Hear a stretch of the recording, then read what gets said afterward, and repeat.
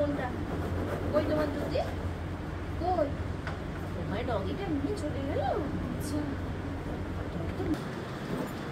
এই বাচ্চাটার ছবিটা দেখালাম, ও ঘরের মধ্যে অস্বস্তি বোধ করছে, তাই ওর মা দেখলেন দরজাটা নিয়ে বাইরে চলে গেল। আমি এক ঝলক ওর ছবিটা দেখিয়ে দিলাম, ওর বাবাই বলবে।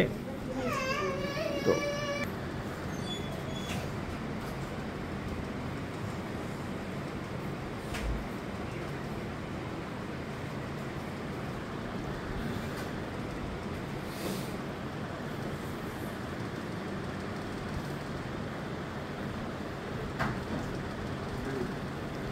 ও এই ভিডিওটি দিতে চাইছি, এটা খুব উল্লেখযোগ্য ভিডিও এবং মেডিকেল সায়েন্সের অনেক কিছুই সত্য মিথ্যা উদ্ভাসিত হচ্ছে বা হবে। ব্যাপারটা হলো, এই বাচ্চার যখন এখন বয়স প্রায় 1.5 বছরের মতন, 1 বছর 3 মাস বয়স ছিল, কিন্তু 6 মাস, তারও 6 মাস আগের থেকে, মানে 6-7 মাস যখন বয়স, তখন থেকে একটা ডায়েরি আরম্ভ হয়। আগে একবার দিয়েছিলাম ভিডিওটি, দ্বিতীয়বারে সাকসেস ভিডিওটি দিলাম। এখন এই বাচ্চা এই সমস্ত বলার জন্য কি যে কোনো কারণেই ইউটিউবের তো চাইল্ডের কী সব ব্যাপার ট্যাপার থাকে, ও ভিডিওটা আপলোড করেনি। তো আজকের আবার দিচ্ছি।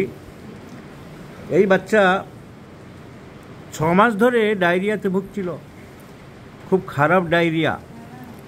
প্রথম ভিডিও নাম্বার আছে 4830, যারা সাংঘাতিক ডায়রিয়া। বাবা পাজেলড হয়ে গিয়েছিলেন, প্যারেন্টস পাজেলড হয়ে গিয়েছিল। কিন্তু অ্যালোপ্যাথি চিকিৎসা করাকালীন, আপনি যেন কী পোস্টে চাকরি করেন বলেছিলেন? Military officer. তো ভদ্রলোক ন্যাচারালি প্রথমে কমান্ড হসপিটাল এসব জায়গায় দেখিয়েছিলেন, অন্যান্য জায়গায় পরে দেখিয়ে অ্যাপেলো অনেকগুলো জায়গায় দেখিয়েছিল। ওই ভিডিওতে মোটামুটি বলা ছিল 4830 ভিডিওতে।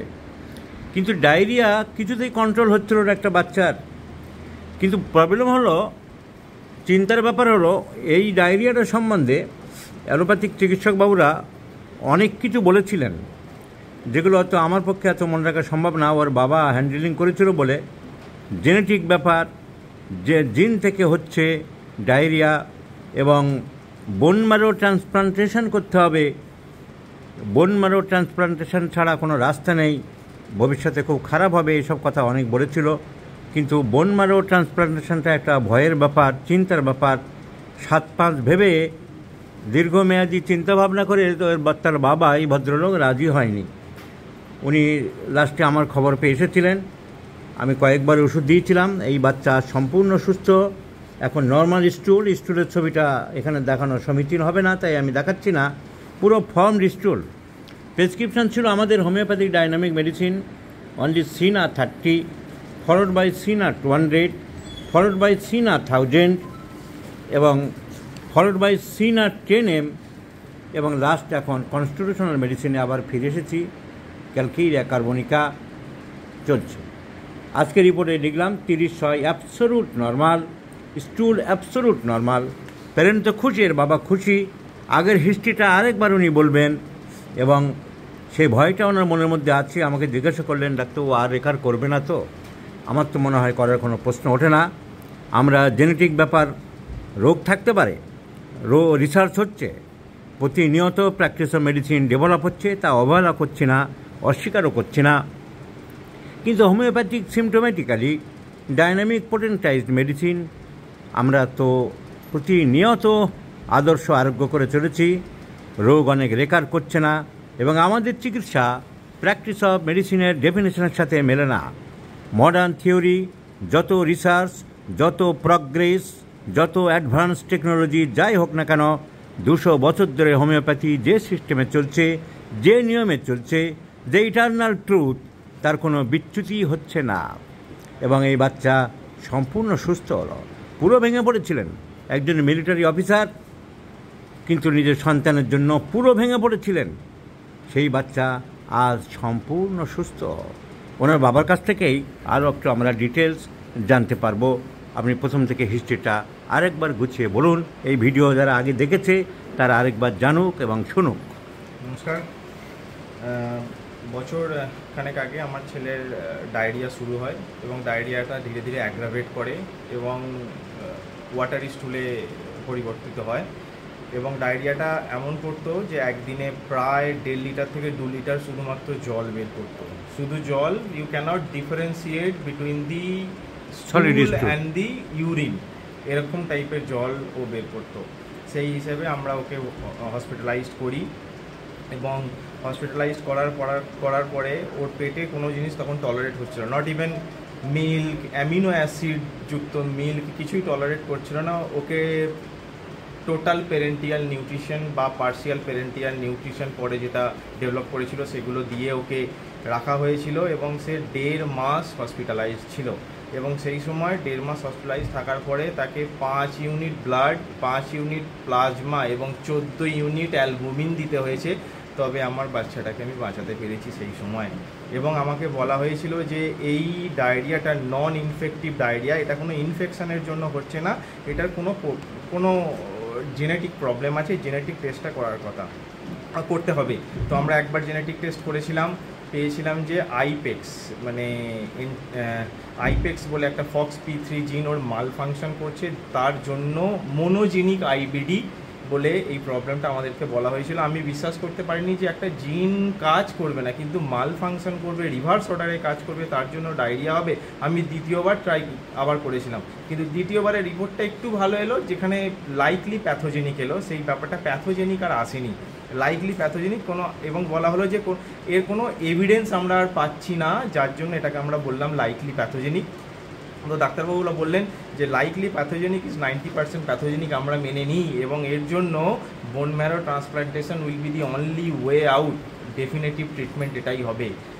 আপনি যদি বোন ম্যারো ট্রান্সপ্লান্ট না করান হয়তো বাচ্চা ভালো থাকবে কিন্তু আবার কিন্তু রিল্যাপস করবে, রেকার করবে, তো বাচ্চাকে কিন্তু আপনি বাঁচাতে পারবেন না। তো তখন আমি অনেক ভাবনা চিন্তা করলাম যে bone marrow transplantation, that too এই লিটল এজে, এবং তার জন্য বোন ম্যারো ট্রান্সপ্লান্টেশন করা মানেই যে 100% কিওর হবে তা নয়, তারপরেও কিছু সাইড এফেক্ট থেকে যায়, কোনো অর্গান ডিফেক্টিভ হয়ে যায়, অর্গান খারাপ হয়ে যায়। তো সেই হিসাবে আমি বোন ম্যারো ট্রান্সপ্লান্টেশন করাইনি এবং সেই সময় একরকম দেয়ালে পিঠ থেকে যাওয়ার মতো অবস্থা। আমি অন্য জায়গায় খুঁজছিলাম যে কীভাবে এর ওয়ে আউট বের করা যায়। আমারই ওখানে একজন, এই ডাক্তারবাবুর আমাকে রেফারেন্স দিয়েছিলেন, তার রেকমেন্ডেশনে আমি এখানে এসেছিলাম in the month of October November.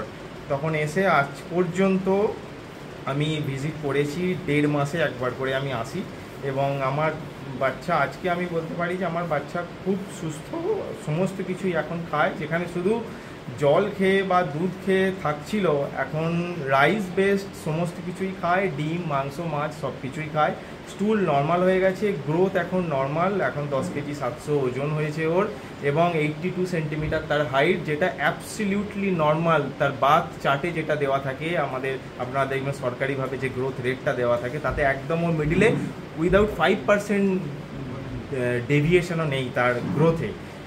এই অবস্থাতে আমি শুধু ডাক্তারবাবুর কাছে এইটা জিজ্ঞাসা করতে বারবার, যেটা আমাকে ভাবিয়ে তোলে, বারবার যেটা আমাকে মানে প্রচণ্ড আমাকে বদার করে, তার জন্য আমি ডাক্তারবাবুর কাছে আজকে এটা বললাম যে অনেক ভিড় থাকে তো কথা বলতে পারি না, যে ডাক্তারবাবু যে ওর এই যে ব্যাপারটা আমাকে যে বলেছিল ওখানকার ডাক্তারবাবু, একটা প্রখ্যাত কলকাতার পেডিয়াট্রিক হিমাটো অঙ্কোলজিস্ট, বারবার ধরে আমাকে বলেছিলেন যে বাচ্চাকে বাঁচাতে পারবেন না যতক্ষণ না পর্যন্ত বোন ম্যারো ট্রান্সপ্লান্ট করবেন, বারবার রেকার করবে।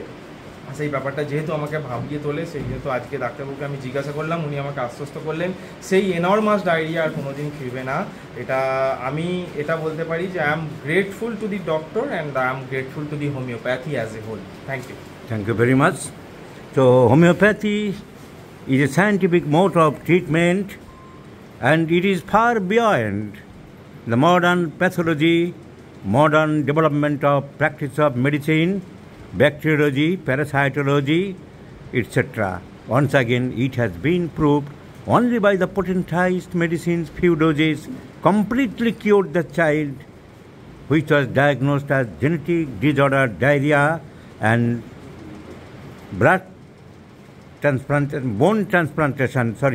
bone marrow transplantation was the only remedy, is totally cured. The parents are totally free of annoyance. So, Once again, it has proved the scientificity of homeopathy, the success of homeopathy, the pillars of success of homeopathy, my friends. That's why we may once again utter the Hahnemann talk, homeopathy is the divine art of healing, gifted by the gracious God to the suffering humanity.